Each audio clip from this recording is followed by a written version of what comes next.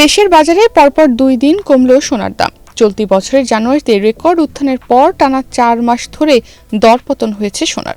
জুনের শেষ সপ্তাহে মূল্য $4,000 নিচে নেমে প্রায় $3,975 দাঁড়িয়েছে। জুন মাসে শুধুমাত্র সোনার দাম $4,000 নিচে নেমে গেছে, যা গত নভেম্বরের পর সর্বনিম্ন। বিশ্ববাজারে এমন পরিবর্তনের কারণে টানা 2 দফায় দেশের বাজারে সোনার দাম 6,590 টাকা কমিয়েছে Bangladesh jewellers association BAJUS. 30 June মঙ্গলবার সকাল 10টা থেকে ভ্যাটসহ 22 ক্যারেটের প্রতি ভরি সোনার গয়নার দাম 3,324 টাকা কমিয়ে আজ দেশে 22 ক্যারেটের প্রতি ভরি সোনা বিক্রি হচ্ছে 2,21,966 টাকায়। ভ্যাটসহ সোনার গহনার দাম নির্ধারণ করা হলেও রূপার ক্ষেত্রে আগের নিয়মই রাখা হয়েছে, অর্থাৎ রূপার অলংকার কিনতে নির্ধারিত দামের উপর 5% ভ্যাট দিতে হবে।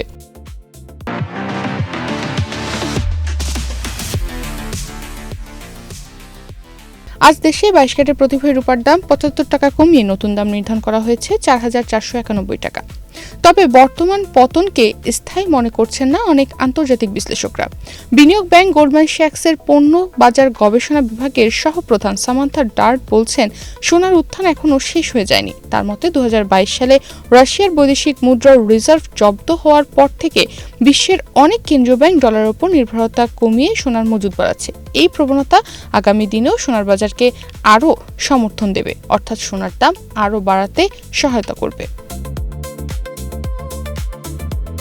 নতুন মূল্য অনুযায়ী 30 জুন মঙ্গলবার সকাল 10টা থেকে ভ্যাটসহ 22 ক্যারেটের প্রতি ভরি সোনার গহনার দাম 3,324 টাকা কমিয়ে নতুন দাম নির্ধারণ করা হয়েছে 2,21,966 টাকা। 21 ক্যারেটের প্রতি ভরি সোনার গহনার দাম 3,149 টাকা কমিয়ে নতুন দাম নির্ধারণ করা হয়েছে 2,11,993 টাকা। এছাড়া 18 ক্যারেটের প্রতি ভরি সোনার গহনার দাম 2,683 টাকা কমিয়ে নতুন দাম নির্ধারণ করা হয়েছে 1,82,075 টাকা। আর সনাতন পদ্ধতির প্রতি ভরি সোনার গহনার দাম 2,158 টাকা কমিয়ে নতুন দাম নির্ধারণ করা হয়েছে 1,48,774 টাকা।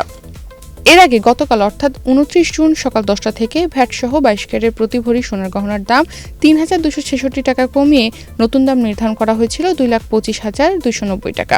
এছাড়া 21 ক্যারেটের প্রতি ভরি সোনার গহনার দাম আজ সকাল 9:59 পর্যন্ত ছিল 2,15,142 টাকা।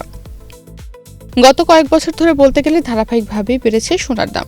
তবে 2026 সালের শুরুতে দেশের বাজারে 22 ক্যারেটের প্রতি ভরি সোনা 2,24,182 টাকায় বিক্রি শুরু হয়।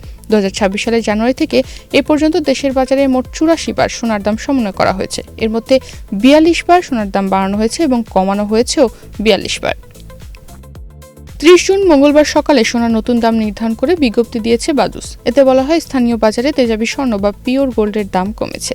এ কারণে সোনার দাম সমন্বয়ের সিদ্ধান্ত নিয়েছে বাজুস। সেই সাথে অলংকারের ডিজাইনের ওপর ভিত্তি করে মজুরিও এখন থেকে যুক্ত হবে। তবে বিক্রয় মূল্যের সঙ্গে ভ্যাট অন্তর্ভুক্ত থাকায় এখন থেকে আর গ্রাহকদের আলাদাভাবে কোনো প্রকার ভ্যাট দিতে হবে না। বাজার বিশ্লেষকদের মতে সোনার দাম কমার এখন সবচেয়ে বড় কারণ যুক্তরাষ্ট্রের কেন্দ্রীয় ব্যাংক ফেডারেল রিজার্ভের কঠোর মুদ্রানীতি।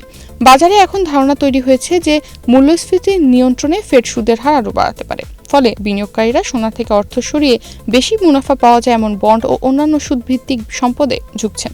এর পাশাপাশি শক্তিশালী হয়ে উঠেছে মার্কিন ডলার। ডলারের দাম বাড়লে অন্যান্য দেশের ক্রেতাদের জন্য সোনা কেনা ব্যয়বহুল হয়ে পড়ে। ফলে আন্তর্জাতিক বাজারে চাহিদা কমে যায় এবং দামের উপর চাপ সৃষ্টি হয়। আরেকটি গুরুত্বপূর্ণ কারণ হলো সোনাভিত্তিক এক্সচেঞ্জ ট্রেডেড ফান্ড অর্থাৎ ইটিএফ থেকে বিনিয়োগকারীদের সরে যাওয়া।